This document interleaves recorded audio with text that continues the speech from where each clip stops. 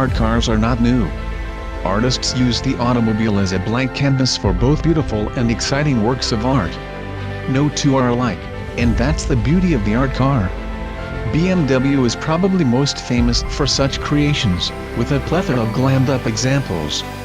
But other automakers have dipped their creative toes in the water, such as Rolls-Royce and Alfa Romeo in the recent past. Audi has, in the past, done an art car as well, but the Audi R8 here is not an official project of the automaker.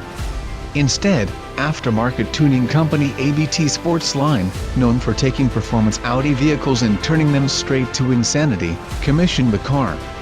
In preparation of two different automotive events that overlap in May, the Tuning World Bodensee show in Germany and the legendary Wörthersee Treffen at Lake Worth in Austria, the company commissioned cartoonist Timo Wörs to spruce up an R8 with this design.